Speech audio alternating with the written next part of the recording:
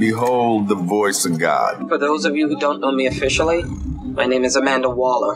And I am Aaron Moss, your host of Task Force X. What, we some kind of suicide squad? Well, yeah, that and Checkmate. Task Force X is a podcast that tells the stories of John Ossinger's Suicide Squad and Paul Kupperberg's Checkmate from the late 80s, early 90s. I want to build a team of some bad people who can do some good. And that's what Suicide Squad is. While Checkmate is a team of good people doing some good.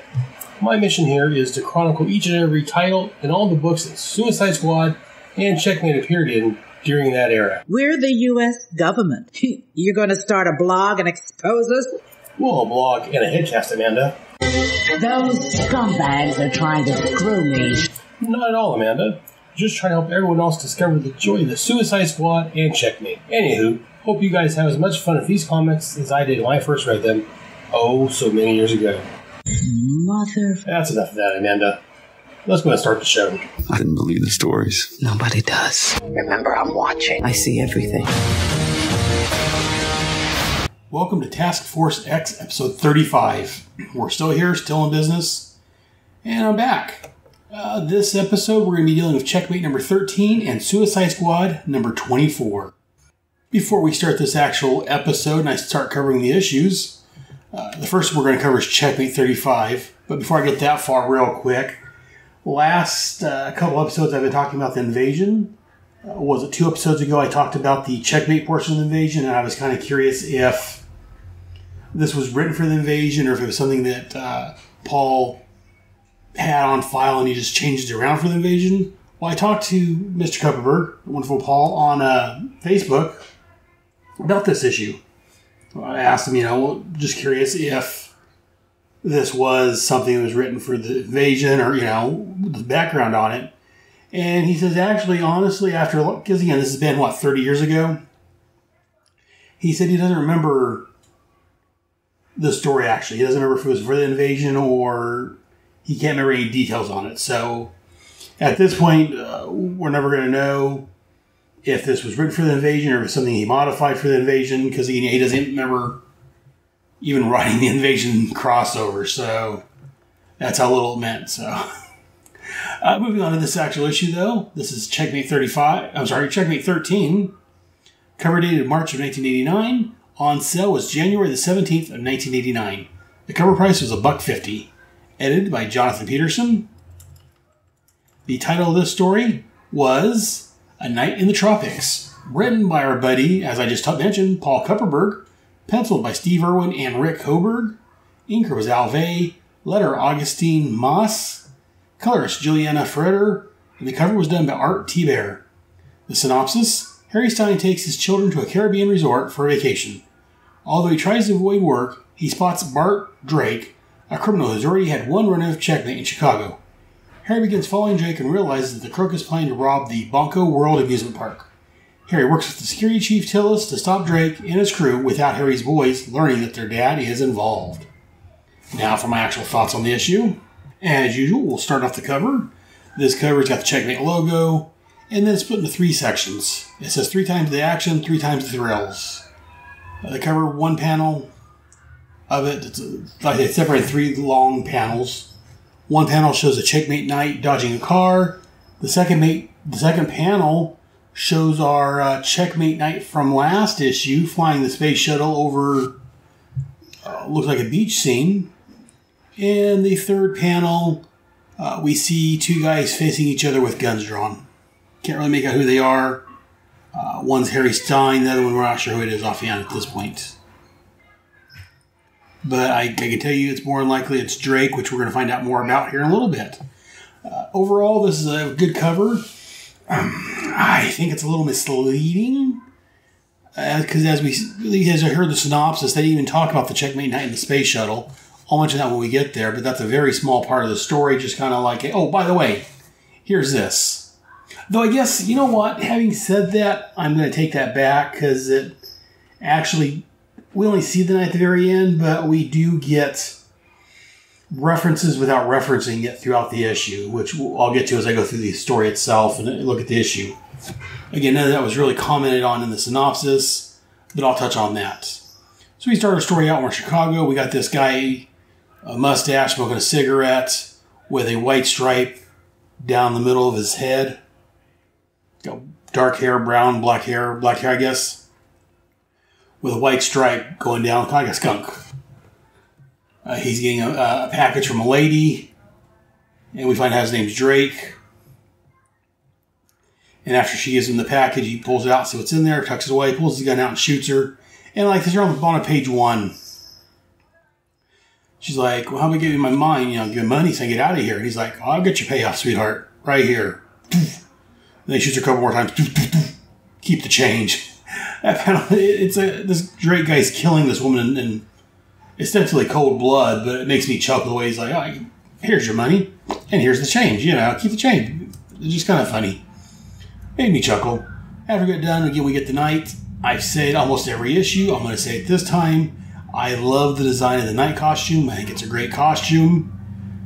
The black on yellow, just really, I don't know, it's just a really great costume. I love the design of it. Whenever I see it show up in another comic or anywhere, I see this night costume, it just makes me smile. With the night, he jumps out and through their thoughts, he's telling us, his journal, whatever, he's facing down Bart Drake. This came out, as I said, in '89.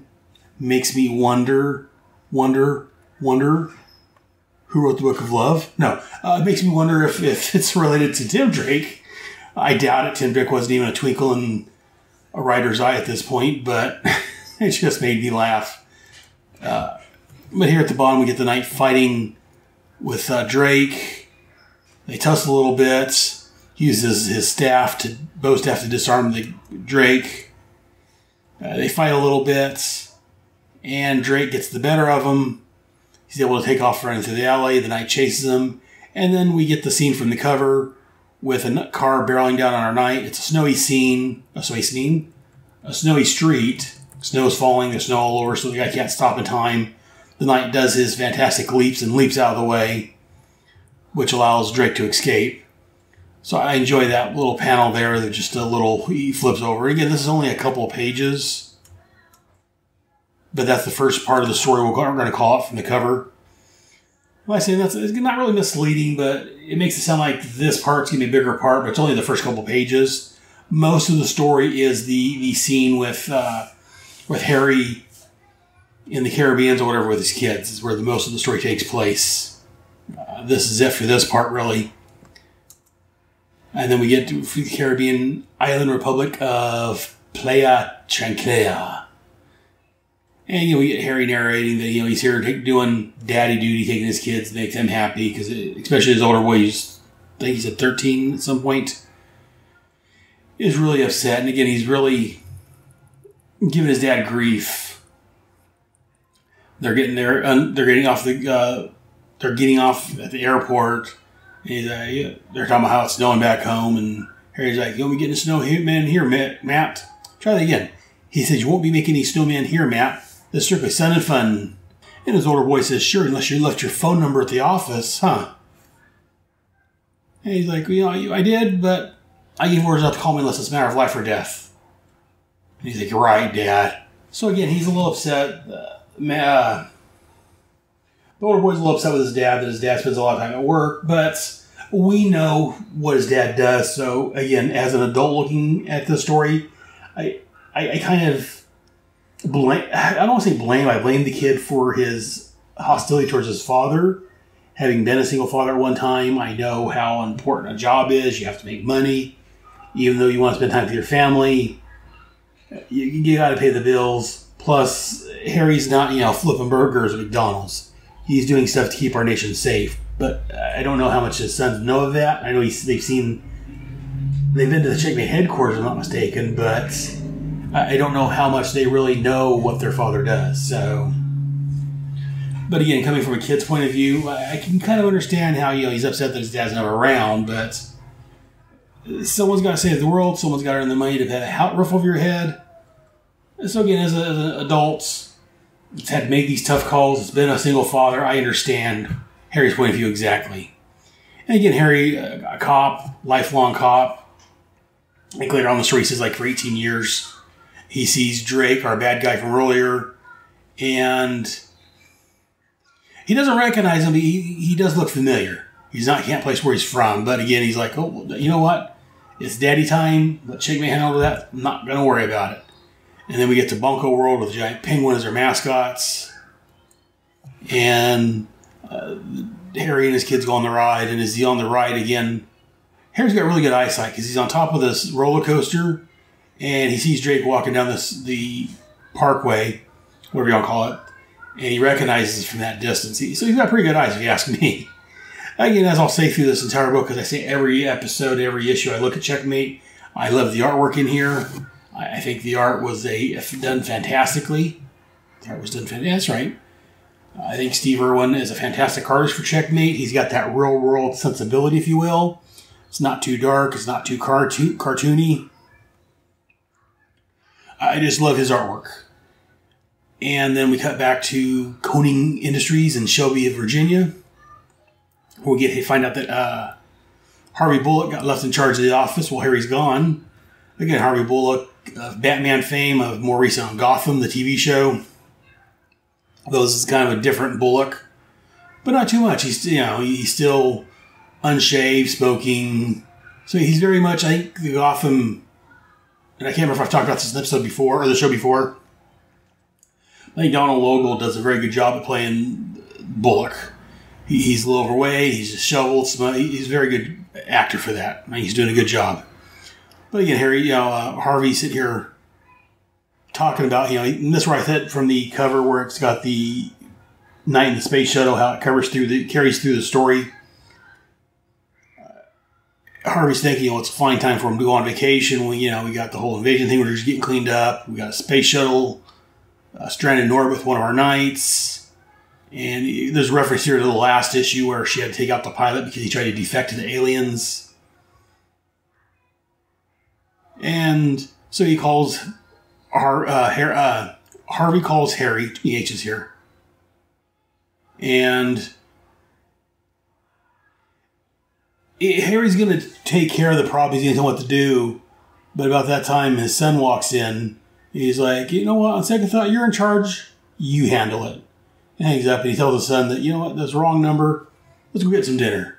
So again, he's trying to not let his kids know that he is doing work when he has to.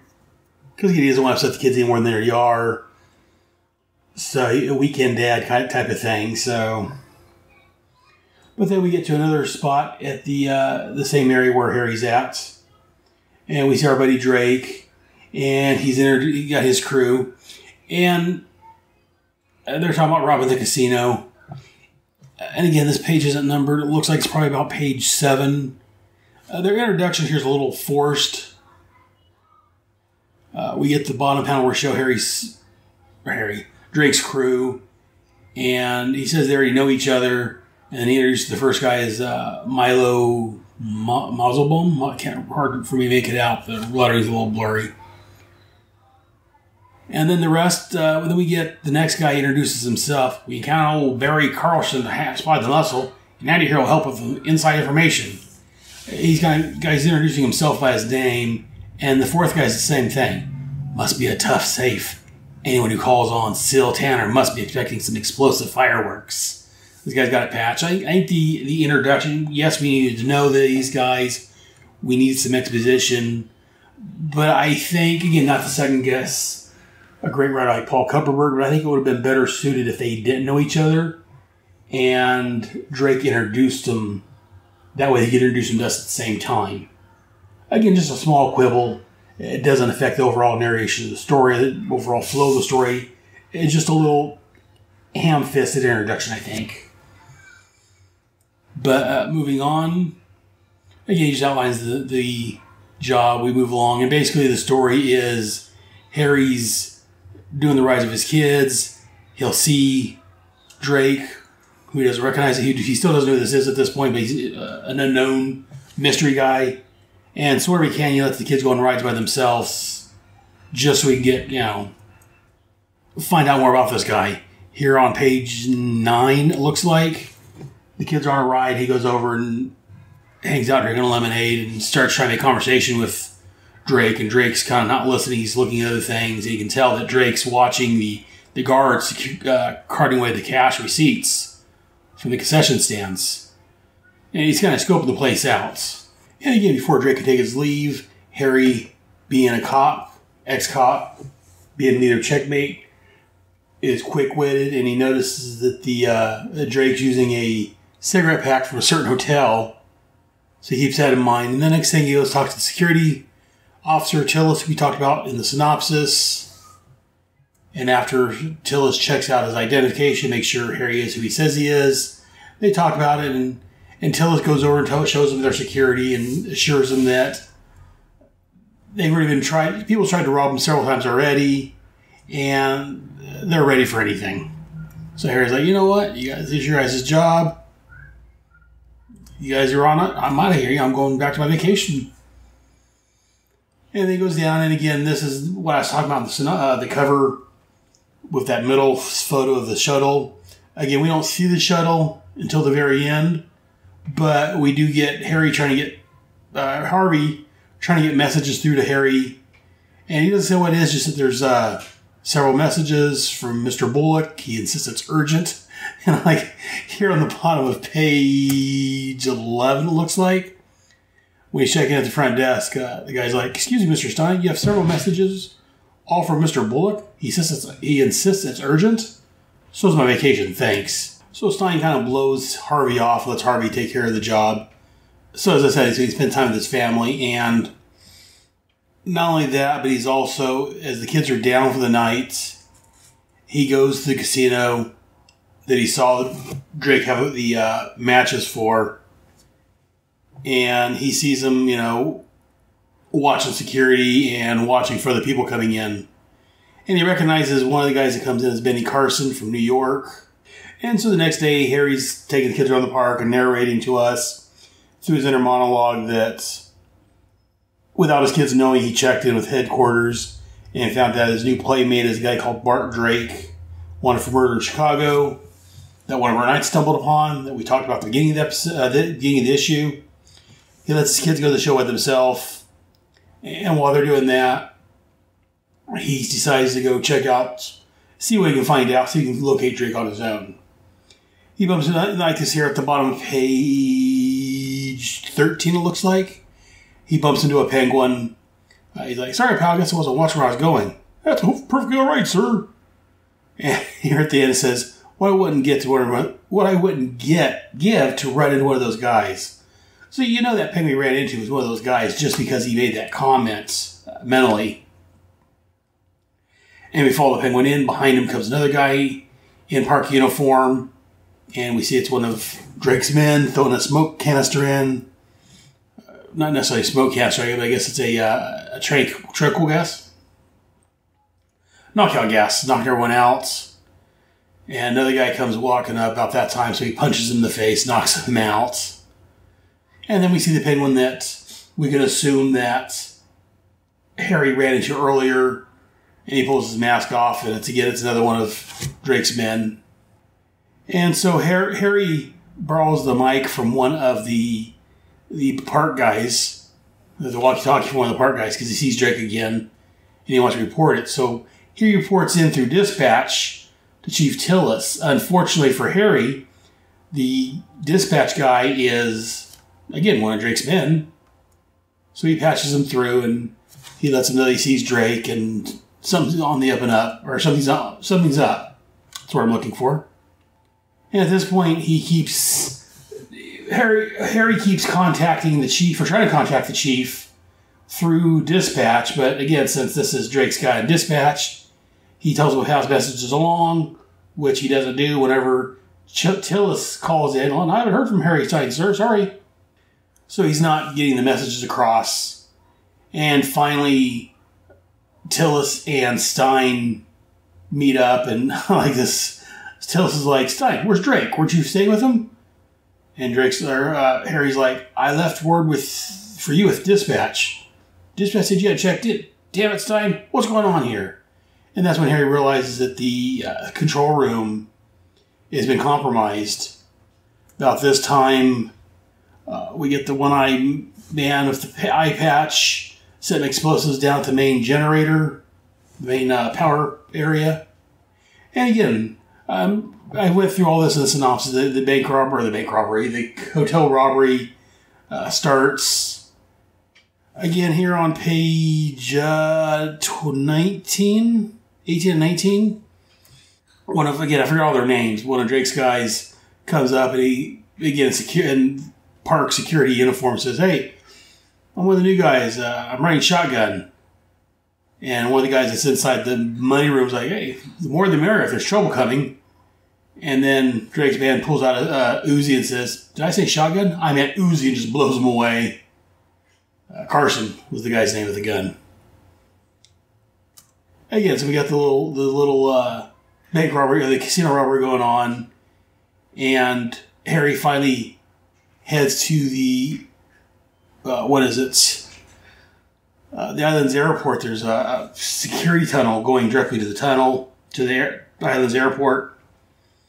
So he goes down there. He finds Drake trying to make a getaway. They have a little shootout. And here on page 21, it looks like, the security alarm's finally going off. Silas's men have cleared up and caught all the other bad guys. So Drake knows that his men are down. So as Drake takes off, Stein pulls his gun out and shoots him in the leg, causes him to fall down, and the rolling door comes down and crushes. It doesn't kill him, but it pins him to the ground. And here at the bottom of the page, what page did I say it was? Page 21. Harry comes up, "Hey man, hope this is during your vacation, but you're busted, pal. Thanks for the light."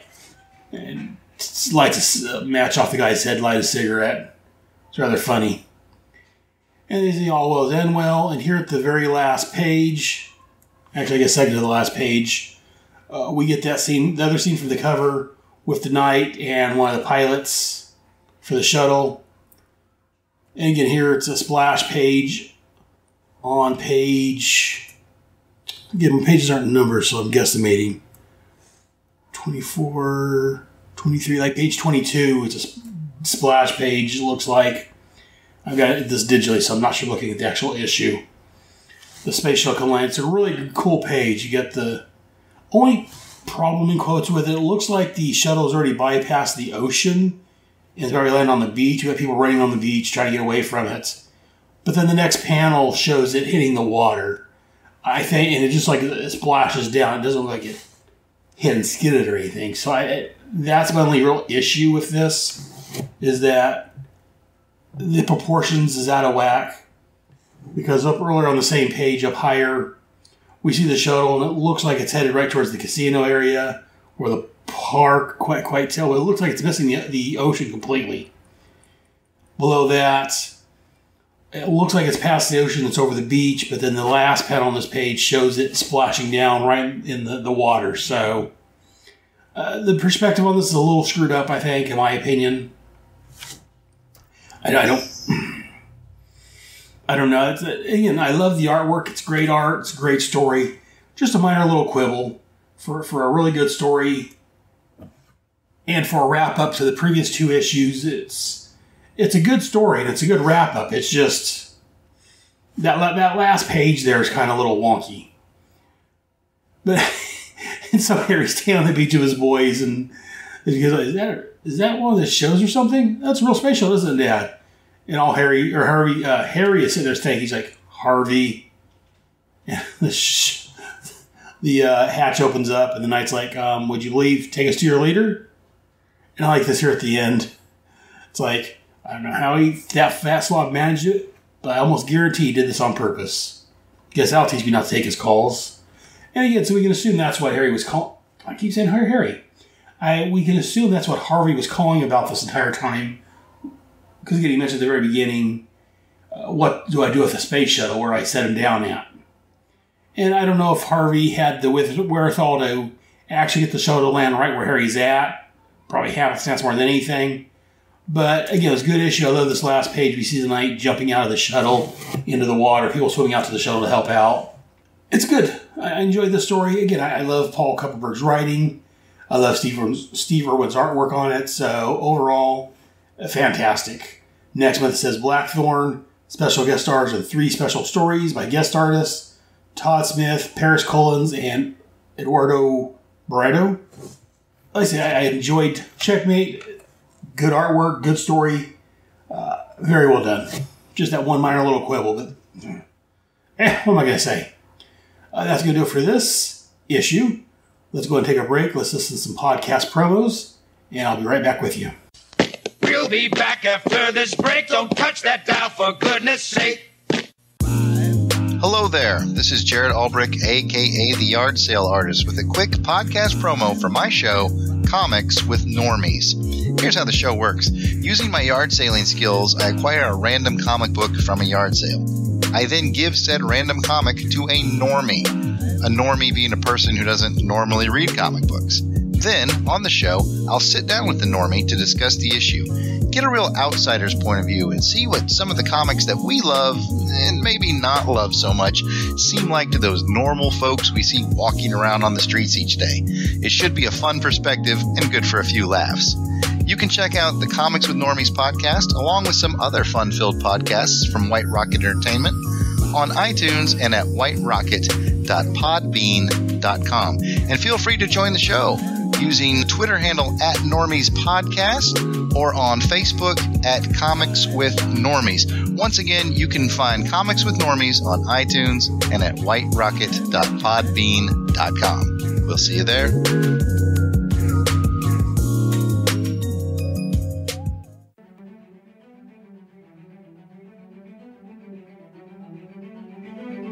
Hey there, everyone. It's your old buddy Head. You know, Aaron Moss, over at the Head Speaks podcast.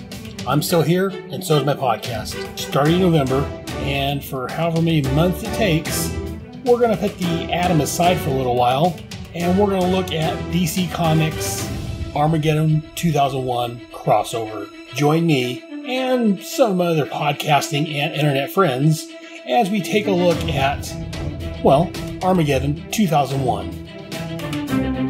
A hero today becomes a villain tomorrow. Join us and find out who. On the Headcast Network, Armageddon 2001, along with a lot of my usual segments. Come, check us out. Available at head.headspeaks.com, on Apple Podcasts, Stitcher, and wherever else you find your podcasts at. Come, check us out.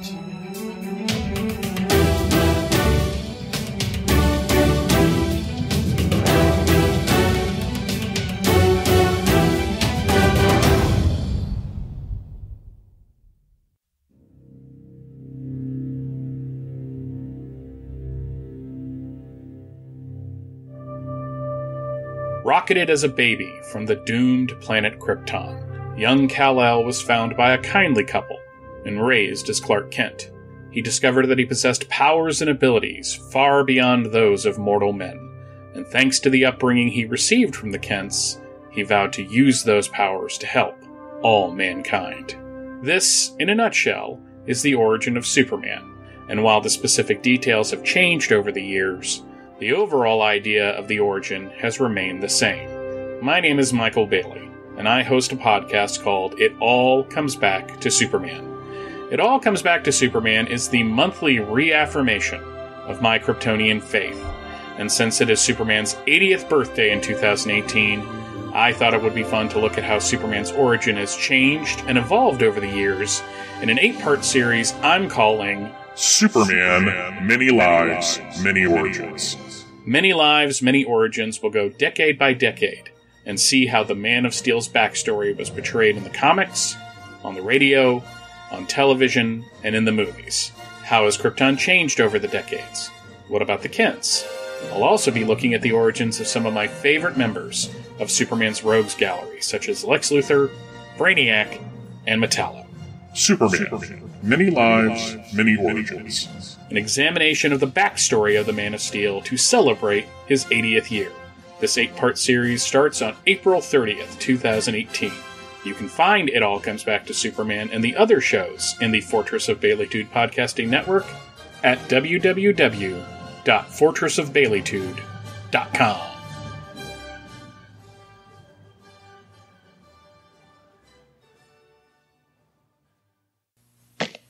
Hi-de, ho, break is over, here's the show.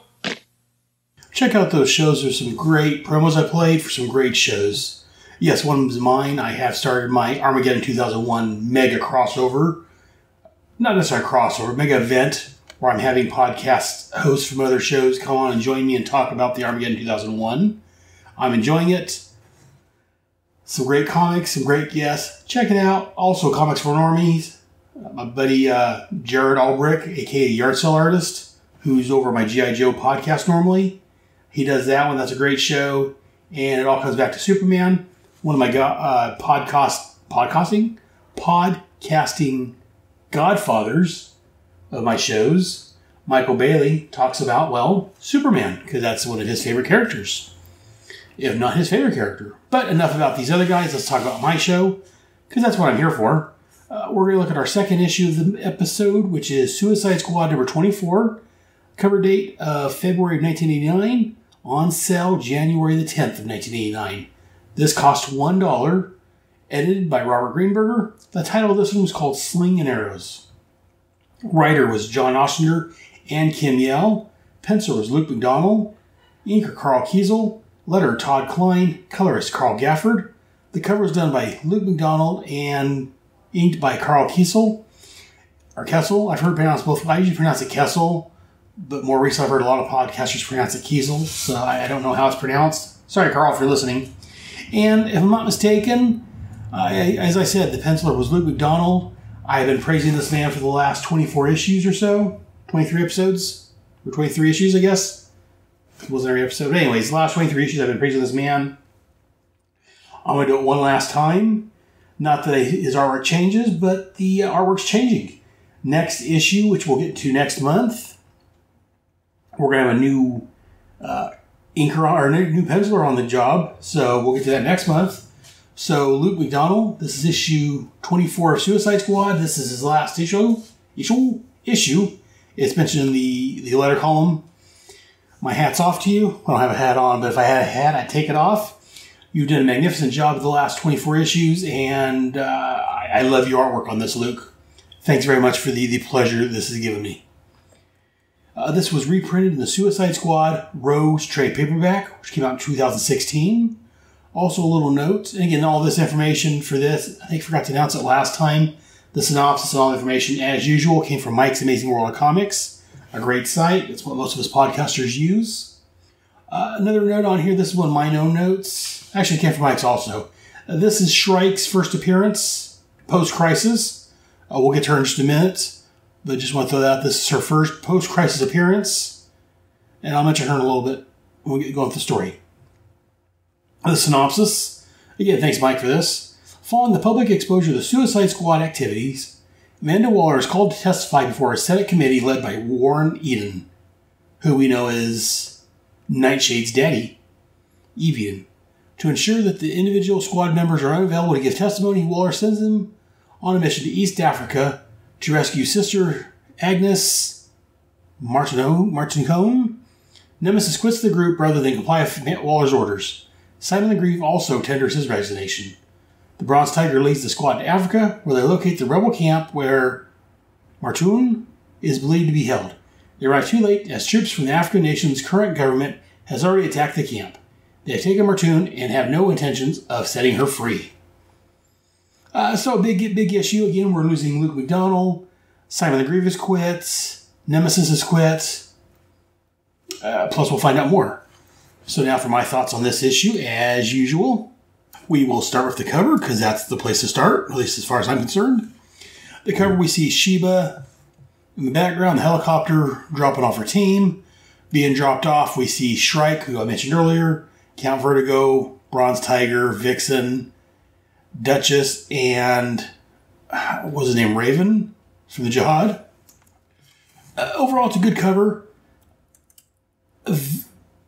Only problem I have with it, and it's not really the artist's fault, is that to me, Shrike comes off as kind of a Vixen knockoff wannabe. And apparently Shrike showed up in the Detroit Justice League and fought Vixen there, and that's probably where she was taken down before she showed up here. but I'm not familiar with her. So, again, she's brown-skinned, it looks like. She's got the Vixen Wolverine hairstyle. She's got like a bathing suit with a mesh front on it. Rags wrapped around her arms. Looks like she has a pointed tail. And I don't know if she can fly. Again, I'm not familiar with Shrike. But she's in the air along with Count Vertical. The rest of the team's on the ground. That's my only criticism. Again, it's not a criticism so much of the cover, just the character. Maybe replay, because yeah, she's right above Vixen. So I like this cover. Just whenever I see it, I think it's a knockoff Vixen. So, and we'll get that here in a little bit, I guess. But yeah, overall, it's a good cover. We got Bronze Tiger front and center, ready to take on some bad guys. We got Duchess back there with a gun ready. It's a good action cover. It shows they're getting ready. We got some guns in the foreground. From off panel, the gun barrel sticking into the scene. It's a good cover. Well, let's know what we're getting ready for. Some action. And then we start on the court scene. We get Amanda Waller with her lawyer sitting there. And basically we get a recap of everything that came up to here. That there was a memo released from late Senator Joe Cray and Assistant Derek Tolliver were both killed. And they're wondering if the Suicide Squad had anything to do with their deaths. It goes along, and we get a little bit about backstory about Amanda, how she came to Washington as an aide for Marvin Collins. And she's the head of the Suicide Squad. And she pushed through a lot of his things in Congress, and then recently she left that. And again, as they say here on page 2, by all accounts, a tough and uncompromising woman, although she faces a fairly hostile committee. Cray, however corrupt, was a senator.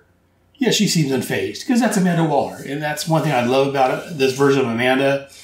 Like I said, she's this large.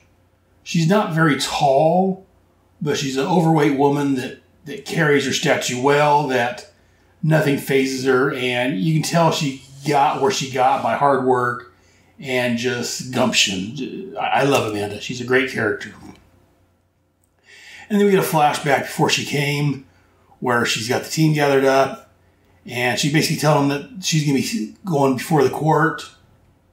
But most of the team won't be, how's it say? They won't go find most of the team. First of all, they're not sure who's all on the team. And she won't have to answer as far as who's on the team because of violating national security. And she's going to tell them that they're off on a mission. The entire Suicide Squad's off on a mission. And then we see the crowd. We see Shrike, Count Vertical. I'm going to call him Raven until I get to his real name, if that's not it. Nightshade, Nemesis, Captain Boomerang, Shade, Punch and Julie, Duchess, Briscoe, Dr. Light, Bronze Tiger, Vixen. And I like this. Amanda's like, I'll tell them you're all off on a mission. And Nightshade's like, but we're not on a mission. You're going to be. And at this point, real quick before I get to that next part. So we got Punch and Julie, who's a husband and wife team. And Punch, the guy is looking up at Duchess with a goofy grin on his face, because Duchess, if you haven't been reading, she's this tall, statuesque. She's a beautiful woman, but she's powerfully built in a t-shirt. I guess a green wife beater. And he's just sitting there grinning at her. And Shade, and then you got his wife Julie sitting next to him. And then next to him we have Shade, the changing man. He's looking, I'm not quite sure what Shade's thinking. I'm not sure if he's also trying to look at Duchess, or if he's wondering how stupid Punch is. But the rest of the team's paying attention to Amanda. And as I was saying, so Amanda says, but you're going to be on a mission. And then says, no, I'm not. I'm out of here. I quit. And Amanda tells him, you're not going anywhere. You owe this team. And Tresser, he's very upfront. He's like, you know what? No, I don't owe you anything, Amanda. You didn't get me out of Russia. He even flagged it against your orders. And Amanda's like, you leave, I'll give you up to the Senate. And I like this. Nemesis stands up. He's like, go for it. I'd love to have a few words about them. Tell them how you botched this team. How the Washington fiasco was her fault. How Cray and Tolliver being dead is her fault. or her area like this. He's like, none of the Washington fiasco had to happen. Not Cray, not Tolliver, not Flagg, not Deadshot. Your arrogance made it happen. She's like, I can make lots of things happen, Chester. Sit down. Is that a threat? What are you going to do to me if I leave? You get me killed, Miss Waller? And they just stare each other down. Like, why not? It's your style after all. I know too much, isn't that right? That could be your justification. The real truth is you're a bully, Miss Waller. You run the squad by intimidation and fear. You demand loyalty, but give none. You manipulate people and tell yourself it's for the good of the country. All we're doing is playing power games, and I've had enough. Now get out of my way, or I'll pitch you in the hospital. And no one here will lift a finger to stop me. Two things about this. One, I love Tresser's little speech here. Again, he's not afraid of Amanda. He should be, because Amanda's a very tough and powerful woman, as I've talked about numerous times over the last 24 issues or more. But he stands up to her and, tell her, you have me killed. That's your MO. And again, I don't know if I quite agree with that. She doesn't have innocent people killed, which is a mistake I think they made in the Suicide Squad movie, which I complained about, and in the first animated movie, Assault on Arkham, but that's neither here nor there. But I love this panel here in the middle of page 5, the top part of page 5. We get half of Tresser's face in shadow. He's like, now get out of my way, I'll put you in the hospital. And no one here will let a finger stop me. And Amanda we get a side look of Amanda looking at the team, and everyone else is, for the most part, looking around like, what's going on? Boomerang's sitting there grinning, and Dutch sitting there smiling. Strike's in there in passive because she doesn't know anything that's going on. Dutch seems kind of look around like, what's going on over there? And so she moves away and like, have yourself. Like, Chester, when I finish with the lengths of Congress, don't be where I can find you. Like, you get one shot, Waller. Then I'll come back after you. Slam! It's great. I love this interaction. Ostrander and his wife, Kim Yell, did a fantastic job on covering this. They're doing this. I don't know how they worked it out, who did the dialogue, but the dialogue, the writing, the whole thing is just excellent. I wax John Ostrander's car every episode because he's a fantastic writer. I love his work on this.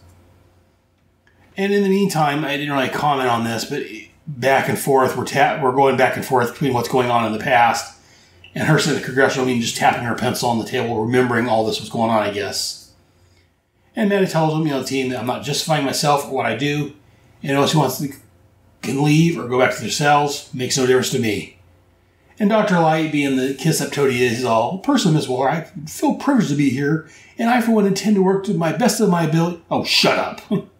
And so she lays out the mission, how there's this, what was she again? A nun? Yeah, Sister Agnes Martonov. And again, this whole thing is tied into the Firestorm series at this time. Issues, it says footnote here, issues 77 through 79. I think that was the Eden storyline in Firestorm, where Ronnie and Michael went to Africa to try to make some change there. And they had a very harrowing experience, if you will. It was a great storyline. I enjoyed it. John Ostrander was writing Firestorm at the time. This was right before he became the Elemental Man, the Natural Elemental. So again, since John was writing these two books, he could tie them in together like this. And again, you don't need to have read the Firestorm book because they give you the information you need here. Amanda gives us a big blurb telling us everything about what's going on. There was a global relief effort headed up by Sister Agnes. They were hampered by the Renmo guerrillas, who opposed any government-sponsored relief assistance. She was taken captive. And again, we got a map in the background showing Ethiopia, Ogaden, which we're talking about, Somalia, Kenya. So this is it. And I'm not sure if Ogden, I haven't looked it up, is Ogden a real place or not? But it's right in the middle of Ethiopia, Somalia, and Kenya. So it's I like the way they have the map here showing where it's at. And again, so international efforts tried to secure her release, but it failed. So now the squad's going to do their shot. Amanda feels that if the squad pulls this off, that the international acclaim, as he calls it, should make it virtually impossible for them to close them down. Because if the Suicide Squad can pull this off, save this nun who's doing good, and bring her back, who's going to shut down the squad if they're doing something like that? So, and again, Ben Bronsteiger's like, are we sure this nun wants to come? Seemed to be the last time we tried to rescue something like this, it blew up in our faces. And again, I love this time period. They're not afraid of footnotes. The infamous Firebird missions, see issues 5 through 7. So it refers back to the earlier mission when they tried to rescue Songbird, and or whatever her name was, that I forget her name now. But the Russian gal, and that's when Nemesis got left behind.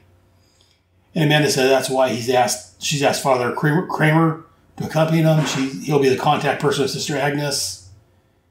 And Nightshade, we get a thought from her that that's the only reason she's going, or she'd be gone with Nemesis, is to make sure this nun gets out of there safely. And Vixen asks what kind of assistance can they expect from the government, and Waller says none. She's been a thorn in their conscience for a long time. They'd be just happy if she never showed up again. And Boomerang's like, oh, beauty. And Amanda's like, you're not backing out of this one, are you, Boomer Butt? Evans, no. Happy to be pot. Sounds like a first-class Barney. Love it. Strength. Truth. And so as Amanda leaves, she goes over and talks with Flo, who has set up a voice modulator so they can talk with Oracle.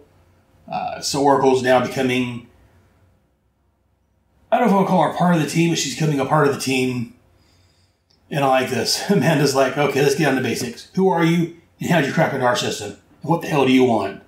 And Oracle's like, I'm someone who is very, very good with computers, and I have access to many places I shouldn't. So I've entered a lot of information. As for what I want, think of me as a part of the team, a source. I know the names of all the people who work for me. So do I. Shall I list them? If you need information, leave me a message in their database and I'll find it. Oh, no blame Flo or John for not tracking down the source of this transmission. They did try. Oracle out. And Amanda said, well, did you try to track this bozo down? And Flo says, oh, it's impossible. She's got it routed to Oracle. He's got the system routed so many different ways, it's impossible to track her down. Or him down. And I'm kind of blowing who Oracle is, not who it is, but it is a female, which we're going to find out. It's short order who it is, so I am going to refer to Oracle as a her, because I know who she is. And if you've read this book, you know who she is. And so she's like, who is this Oracle? What's it doing? And John's like, it could be anyone, a kid, an adult, even Black Orchid having fun. And he's like, why don't we use the person, whoever it is, and do some good out of it. All right, we're going to use them on my terms. And she wants Flo to create a virus to leave in the system. That way Oracle will pick it up, take it back to her system, and maybe wipe her out. And as she leaves, Simon the Grief follows. He's like, man, I want a word. We can talk as long as we want. I got places to be. And again, that's Amanda Waller. She's very motivated. She's very on the go. And we find out here that the Institute for Metahuman Studies at Vandermeer has offered him a position. Well, first we find, he make mention that they gave him Parasite and Killer Frost. Killer Frost got free, caused some troubles. Which again refers to this Firestorm. Looks like it says 82. And then he says they've offered him a position. He's going to take it. I like this. I'm getting old and my hearing's going bad. I did not hear what you just said. It hasn't heard a lot what I said lately. I see these people as patients. You see them as cannon fodder. I won't be a part of this anymore. She's like, don't push me on this, Simon. I promise if you quit, I'll fire Associate Miss Hers as well. And he's like, Mern's already quit, Amanda. You never even missed her. She's like, well, I'll send out word to make sure she never gets a job in the field again. He's like, I already wrote her a letter of recommendation. And she's like, I'll see that your own funding gets dried up. With all due respect, Amanda, you have your hands filled keeping your own job and keeping your own funding. Don't threaten me. And she just turns to walk. She's like, best of luck to you, Simon. Now get the hell out of here. So again, she's had Nemesis quit, the Grievous quit. She's just found out that Miss Hers has already quit. And Amanda is the person that likes to be in charge. She likes to be pushing the buttons, calling the shots. And the Nemesis just quit. So she's finding out all these people are quitting, all these people are banning her, if you will. It's not doing her a whole lot of good. And we've got to present time where she's been tapping her pencil this entire time thinking about all these people that's quit on her. She's like, she snaps her pencil and Blair's like, temper, child.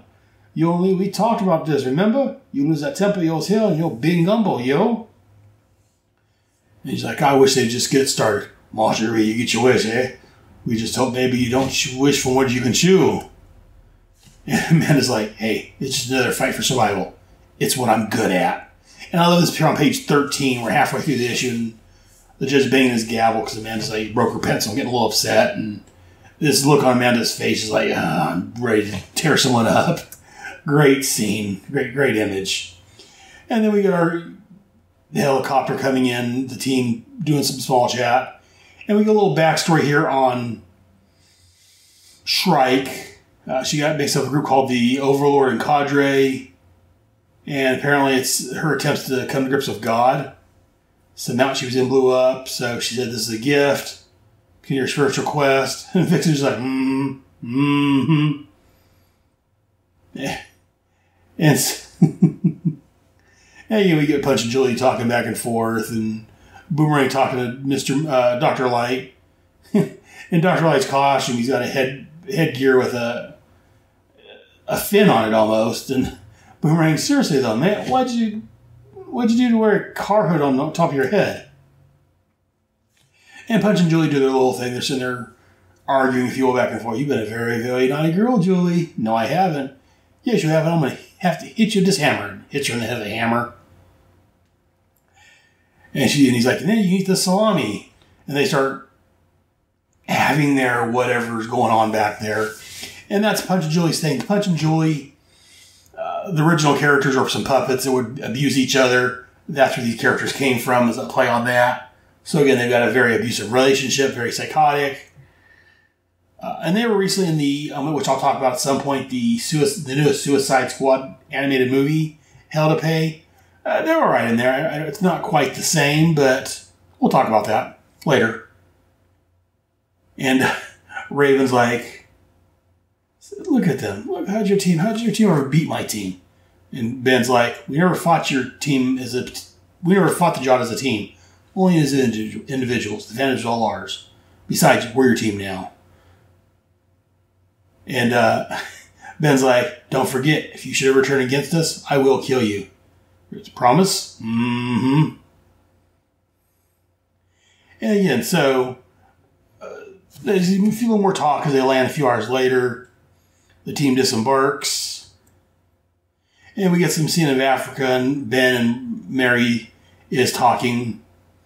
And Vixen, Mary, tells us that she was born in Africa. After the Justice League disbanded, she came here to help out for a while. As we talked about, I believe, a little bit when she first showed up in the Suicide Squad. After the Legends miniseries and the Justice League team was destroyed, she returned to Africa for a while, then went back to the United States as a model. And they kind of embrace each other for a minute. And then make their plans. And then here on the bottom of page 17, we get almost the cover. We get the team spreading out. More people than was on the cover. Different positions. We get the team spread it out. And there's no guns pointing at them right now. But the team spreads out to take action and find the hostiles. And when they get to the camp, they find everyone's dead. Whether it's civilians or the government agents or whoever they are. The army, the soldiers, that's what we're looking for. The soldiers are all dead. Fires are raging. People are mutilated. It's just a horrible scene here. And Nightshade uses her night powers or her shadow powers to teleport to the different places and look at a bunch of dead bodies. And they found one native that's still alive, but again, she doesn't speak the language. Briscoe tells them there's some bogies approaching. And the next couple pages, we get some more fight scenes. I love this on page 20. We get some fighting. We get Duchess firing with her gun. Shrike is shrieking. Apparently she has some sort of shrieking powers. Again, I'm not familiar with that. One of the few characters I'm not familiar with. Shade using his invest to make fearsome creatures to fight. A great battle. I love it. And I say we get that on the next couple pages. Page 21. We just get a big throwdown. Soldiers and Suicide Squad members doing their duty. Their job. We have Virgo flying in the air. Dr. Light blasting people with his light. It's just a great scene. I love Luke McDonald's artwork because I think he's perfect for this. He's got the right amount of darkness for this title, but it's not too dark. Because when you get a lot of these dark type stories, sometimes they get too dark with it. I don't think Luke makes that mistake. He does it. He has the right amount of darkness to the lightness. So, and then we find out that the government raided the camp 2 days ago and took the sister with them. And they're like, "Oh, Vixen's like, what do we do now? Our mission was to rescue the sister. We need to find whether these guys are still alive and find out where she's been taken." And Boomerang's like, "We're going against the government? That's nuts." Ben's like, "Nope, that's suicide," which makes it right up our alley. And then we have a blurb here next, CEO Troubles. And then we get to the letter. So again, overall, before I go to the letters page, I love the art. I love the story. Ron Tiger. I'm looking at Ron Tiger as I say that. John Ostrander and his wife, Kim Yale, did a fantastic job with both the story and the dialogue. I love Luke McDonald's artwork on here. It's just fantastic. It's just a great comic. I love this comic. And then to the suicide notes for this issue, where we get an announcement that this will be Luke McDonald's final issue as penciler of the Suicide Squad. He's done 24 issues of this, the Deadshot miniseries, and the Secret Origins issue, which we talked about here and over on the Secret Origins podcast. Luke decided to refocus his energies on his first love, the Phantom. I guess he was going to be penciling and inking that series. And they do have a replacement coming up, Grant Meenum, the fine artist who worked on Dark Horse's American. And then in issue 27, they're going to have a very special event. We're going to welcome John K. Snyder III. And Carl Kiesler is going to stay around and do the inking, it looks like. And then again, in the letter column itself, we get the usual people asking for different characters.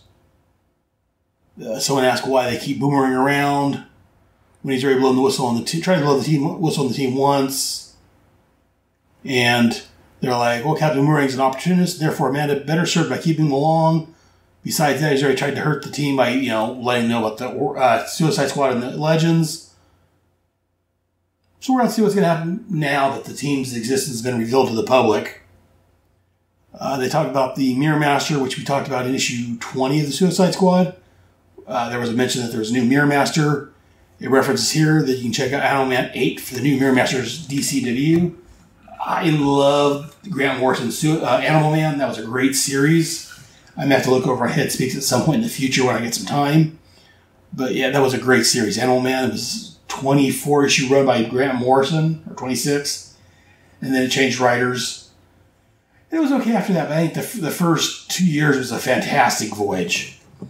But back to here, not much else really to say. I'm just looking through the letters column.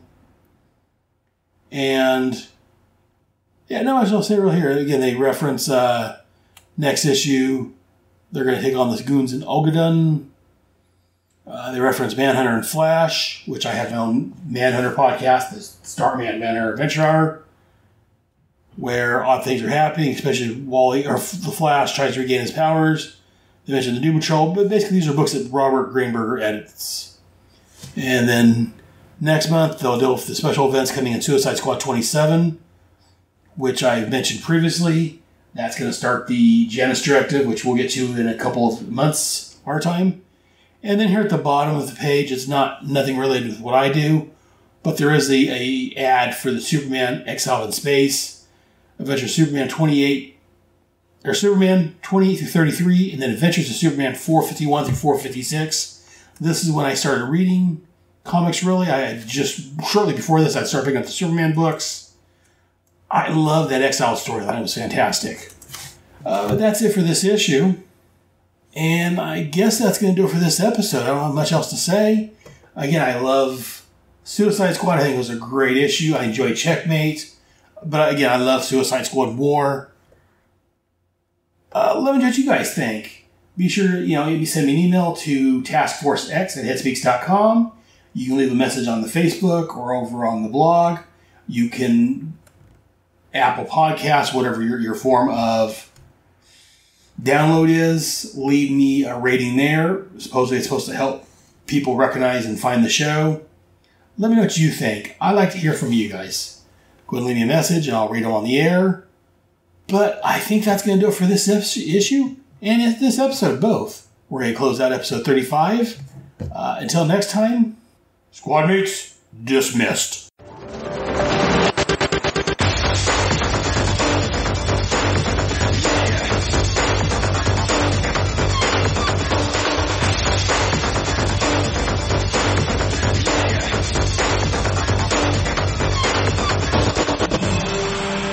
Thank you for listening to another great episode of Task Force X. I can also be found rambling on my main headcast of Head Speaks, where I rant and rave about movies, comics, geek stuff, and whatever is bugging me. Mate, you just out-crazied the Joker. Well, I tried, Boomer, but anyways, my home on the internet is at headspeaks.com. HEADSPEAKS.com. Links to my blog, which contain follow-up information to this and every headcast, can be found there. Both Task Force X and Headspeaks are on iTunes, Stitcher Radio, and at headspeaks.com under Headcasts. Please feel free to email me any questions, comments, or concerns to taskforcex@headspeaks.com. And if you want to record a message, you can send it to me at taskforcex@headspeaks.com, and I'll play it on the air. I'm also on Facebook at Task Force X, and also on Google+, you can look for Task Force X under People and Pages. All titles and characters discussed are owned and copyrighted by DC Comics. I claim no ownership to the Suicide Squad, Checkmate, or Task Force X. I'm just a big fan wanting to spread the Task Force X love with everyone else. DC Comics can be found on the web at dccomics.com. Be sure to visit your local comic shop and look for Suicide Squad and Checkmate Comics. And while you're there, see what else they have that may interest you. Mother. Well, make sure you join us here next time for another fun-filled headcast from your friendly neighborhood Brotherhead. In the meantime, I'll see you in the funny pages.